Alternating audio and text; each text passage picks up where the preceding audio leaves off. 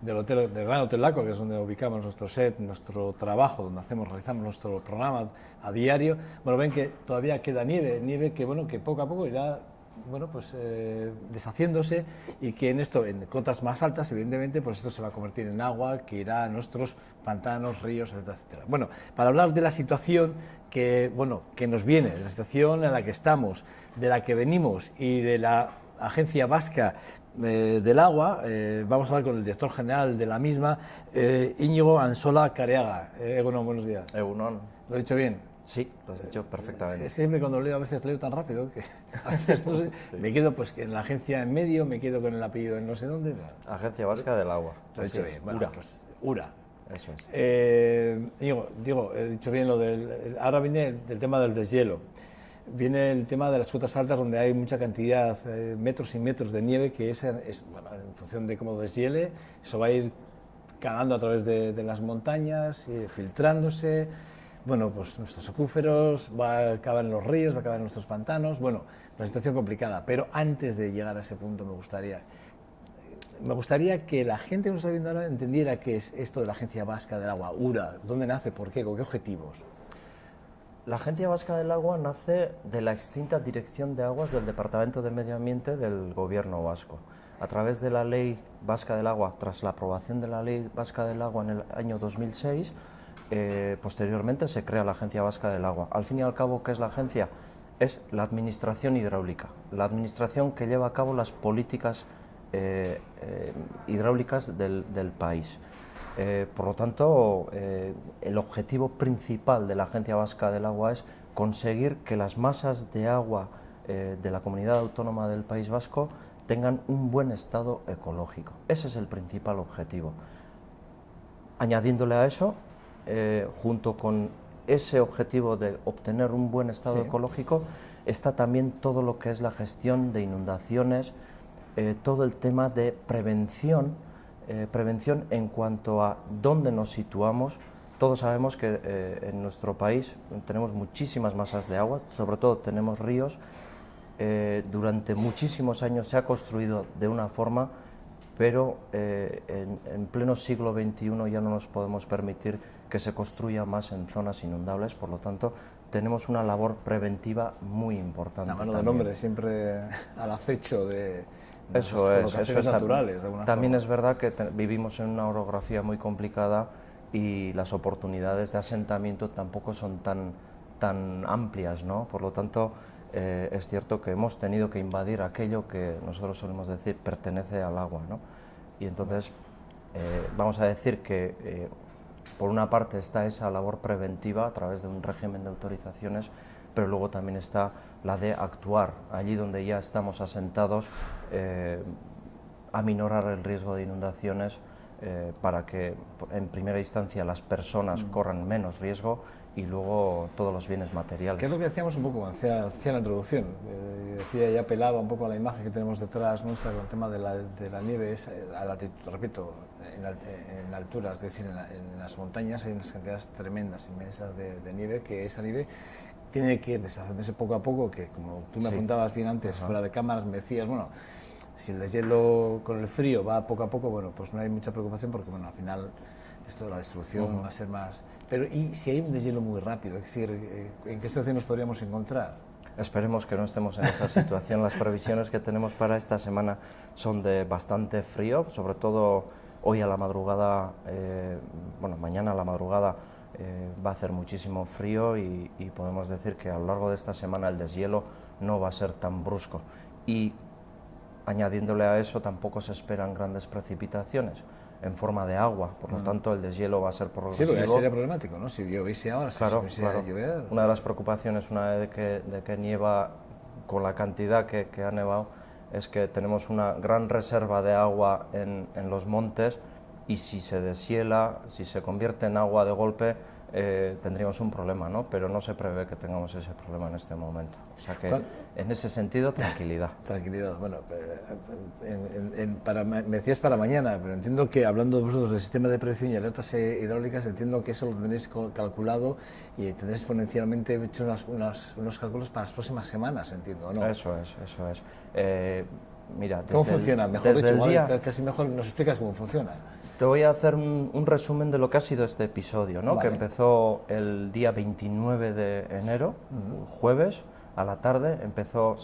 Teníamos previsiones de que iba a llover intensamente, por lo que ya una semana antes, en los embalses tanto de Ullíbarri como en el de Urrúnaga, estábamos desembalsando a raíz de, empezando por 5 metros cúbicos por segundo, pasando hasta 25 metros cúbicos por segundo según se iba acercando el episodio de lluvias intensas. ¿Por qué desembalsamos en aquel entonces? Pues porque teníamos que hacer un resguardo en los embalses para poder captar más agua, para que no llegue a una cota máxima el embalse, sobre todo el de Ullíbarri, y así tener que desembalsar todo lo que le entra en cabecera. Una vez de que ya llegamos al día 30, vimos que estaba lloviendo intensamente, los pronósticos se estaban cumpliendo. Esto de la meteorología tampoco es una ciencia exacta. No. Lo que sí vimos es que las predicciones máximas eran las que se estaban cumpliendo. Normalmente solemos actuar con unas precipitaciones medias estipuladas. Sí, es una horquilla, pero en este caso lo que se estaban cumpliendo las predicciones máximas. Por lo tanto, tuvimos que aumentar el desembalse a unos 40 metros cúbicos por segundo, pero aquí sí que quiero reseñar un dato muy importante. Siempre que estamos viendo que se está desembalsando, la gente, la ciudadanía en general, pensamos que las inundaciones que se producen cuando anegamos campos es debido al desembalse, pero solamente cuelgo un dato. En el peor momento que estábamos viviendo en el caso de Gasteiz, en el caso de Zadorra, que era el 31 de enero, en cabecera, en Ullíbarri, nos estaban entrando 240 metros cúbicos por segundo y sin embargo estábamos desembalsando 55 metros cúbicos por segundo. Y aún así vimos un montón de campos que estaban anegados. Es cierto, es muy difícil evitar que se inunden, pero también es cierto que si no hubiéramos mantenido esa gestión del embalse, la cota que hubiera alcanzado el río hubiera sido tremendo, ampliamente mayor. El desembalsar más menos metros cúbicos, ¿en qué puede afectar, digamos, por ejemplo, en este caso, a lo que es la vertiente del Zadorra? ¿En qué podía afectar? Bueno, porque hemos visto que, por ejemplo, Bechuco sí que prácticamente estábamos en alerta amarilla, sí, así es. Porque estábamos casi ya cubriendo, vamos, llegando a las viviendas. El desembalse tiene una incidencia directa en el Zadorra. Si viertes más, hay más agua, necesita más espacio, más sección hidráulica, ¿no? Pero no es solamente el desembalse, también solemos estar haciendo un seguimiento continuo, aparte de la estación de aforo que tenemos aquí en Avechuco, tenemos otra estación en el río Alegría, y a su vez también tenemos un seguimiento continuo de dos estaciones de aforo que están situadas en Ozaeta y Etura, para ver lo que nos está entrando en el embalse, ¿no? Y a su vez estamos continuamente con datos 10 minutarios viendo cuál es la evolución de los embalses. Evidentemente siempre tenemos que evitar una cota máxima de lo que es el embalse, y también tenemos que jugar con ese resguardo para que para próximas avenidas tengamos suficiente resguardo y aminoremos esa inundación, sobre todo en los campos. Fíjate, una pregunta que yo siempre me la hago, es una pregunta, sobre todo cuando se abren las compuertas, digo, joder, esa cantidad de agua, vale, es verdad que el agua que se vierte al final es un agua que va a ir a los cauces de los distintos ríos, afluentes y demás, pero siempre digo, ¿por qué no somos capaces de tener o más pantanos o intentar, no sé, hacer trasvases, digo, para no tener que desechar tanta agua que luego, claro, nos encontramos con un año que viene una sequía tremenda y tenemos un problema? Es una pregunta que siempre me hago y no encuentro nunca respuesta a ello. Algunas me llegaron a decir, algunos me dijeron que era importante el desembalse, sobre todo para mantener las afluencias de los ríos. Pero no sé hasta qué punto... Es una muy buena pregunta. La verdad es que sí que existen proyectos, pero de todas formas lo que es la creación de este tipo de infraestructuras siempre es polémico, porque tiene una afección a un terreno, a unos municipios y a un espacio natural, ¿no? Entonces, debemos buscar un equilibrio. No olvidemos que los pantanos, al fin y al cabo, no se hicieron para aminorar ese riesgo de inundación, sino que se hicieron para abastecer a gran parte de la población de la comunidad autónoma vasca, ¿no? He ahí otra de las preguntas que se formula: ¿por qué no se vacía antes el pantano de tal forma que evitamos esos desembalses? Bueno, tenemos que tener en cuenta que el primer cometido de los embalses es abastecer a la población. Por lo tanto, tenemos que garantizar que haya recursos hídricos suficientes en fechas próximas. Tampoco sabemos a ciencia cierta lo que va a llover dentro de un mes o lo que va a llover dentro de 2 meses. Por lo tanto, existe una curva de garantía que en su día se pactó entre distintas administraciones, a la cual intentamos mantenernos con los desembalses. Otro tema que además hace poco la consejera de Seguridad del Gobierno vasco, Estefanía, hacía mención, hablaba de los 100 puntos negros de altos riesgos de inundaciones en el País Vasco. Es un mapa que vamos a ver si lo podemos ver en la pantalla, y que hablaba que llevaba 16 años sin ser renovado ese estudio. Me sorprendió, pero ¿tantos problemas tenemos de inundaciones en el País Vasco? Es un poco lo que he comentado al inicio, ¿no? Vivimos donde vivimos, tenemos la suerte de que llueve mucho, tenemos recursos hídricos suficientes, pero a su vez tenemos unos ríos que a mí me suele gustar utilizar la expresión de que se cabrean muy de vez en cuando, ¿no? Sí. El tema de las 100 áreas que has comentado, sí, nosotros les llamamos ARPSIS, que son áreas de riesgo potencialmente significativos de inundación. Es el fruto de un trabajo que se está llevando a cabo desde la Agencia Vasca del Agua. Ya empezó este trabajo en el 2011 a través de una evaluación preliminar que se hizo, un análisis global en la Comunidad Autónoma del País Vasco para ver dónde estaban los sitios más conflictivos. Y cuando digo los sitios más conflictivos me refiero sobre todo a la afección que pueden tener las inundaciones sobre las personas y los bienes, dónde pueden hacer más daño. No quiere decir que en Euskadi solamente existan 100 puntos que se inundan, son infinitamente más los puntos que se inundan, pero allí donde más afección, más daño pueden causar, resultó que tras esa evaluación preliminar se identificaron 100 áreas, que no fuimos a buscar 100, sino que el resultado de ese trabajo fueron 100 áreas, y sobre esas 100 áreas posteriormente se realizaron sus cartografías de inundabilidad, que estos son mapas de inundabilidad con periodos de retorno. ¿Qué es un periodo de retorno? Es un término estadístico que estimamos que cada 10, 100 o 500 años pueda darse la inundación correspondiente.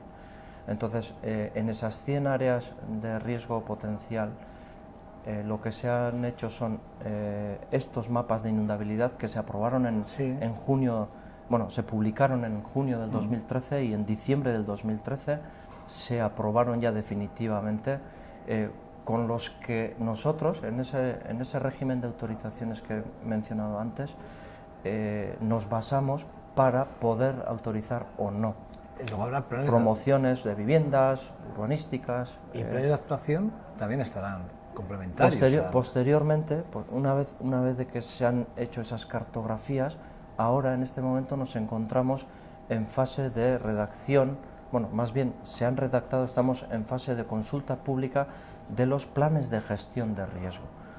En esas 100 áreas, ¿qué es lo que se tiene que llevar a cabo para que aminore el riesgo de inundación? Son planes de gestión que van a repercutir incluso en los planes generales de ordenación urbanística de los municipios y, como no, en cuanto a las actuaciones que va a llevar a cabo la Agencia Vasca del Agua, bien sea a través de aperturas de sección hidráulica, ensanchamiento de cauces, sustitución de puentes, obstáculos que están en los márgenes de los ríos, O sea, que el estudio tiene, vamos... Sí, son fichas muy detalladas con actuaciones muy concretas. Muy concretas. E incluso con con estimaciones presupuestarias concretas. ¿Cuál es la calidad del agua? ¿Es buena la calidad del agua concretamente la de aquí, la de nuestros embalses, es buena calidad? Si me preguntas por los embalses, por supuesto que sí. La calidad del agua que estamos bebiendo, aquí siempre solemos decir, nosotros fomentamos el uso del agua público, el agua de grifo, ¿no? Porque tenemos la gran suerte de tener un agua de muy buena calidad para consumo. Decía, si me preguntas por los embalses... sí, pero es que, luego la otra diferenciación es si me preguntas por los ríos. Vale. En los ríos, a día de hoy solemos diferenciar. Por una parte, tenemos una calidad físico-química del agua muy buena, cada vez es mejor, pero el gran reto lo tenemos en la calidad biológica del agua, ¿no? Y ahí tenemos que hacer un esfuerzo ímprobo en mejorar esa calidad biológica. Tenemos que tener en cuenta, aquí mismo en Álava, por ejemplo, en el Alto Nervión, todavía no tenemos un sistema de saneamiento adecuado. No es que sea adecuado o no, no existe. Por lo tanto, las aguas fecales de Llodio y Amurrio en este momento se está invirtiendo al Nervión. Ahí tenemos que llevar a cabo infraestructuras importantes para evitar esas situaciones. ¿Te refieres a estas situaciones a las que la consejera Oregui hacía referencia hace unas semanas, ¿no? Eso es, sí, la semana pasada estuvimos en una reunión con la junto con el Ayuntamiento de Amurrio, y bueno, ahí actuaciones. Sí. Eso es, estamos hablando de una infraestructura de unos 70 millones de euros, donde se van a ejecutar 2 depuradoras, 2 edares, una en Amurrio y otra en Laudio. Te iba a preguntar, se me ha venido muy bien que lo dijeras. Sí, una en Amurrio y otra en Laudio, y los colectores correspondientes. Son unas obras declaradas como de interés general a realizar por el Estado, pero la Administración vasca en el año 94, ya en 1994, adquirió el compromiso de poner a la disposición del Ministerio los suelos para poder llevar a cabo esas obras. Y ese es el compromiso que hemos adquirido este mismo año para que por fin se expropien esos suelos y pongamos a disposición del Ministerio, y esperemos que las obras las ejecuten lo antes posible. No preguntarte por Mejillón Cebra, después de todo lo que hemos ido a hablar, ¿hemos sido conscientes o somos conscientes del riesgo que acarrea el Mejillón Cebra? No lo creo.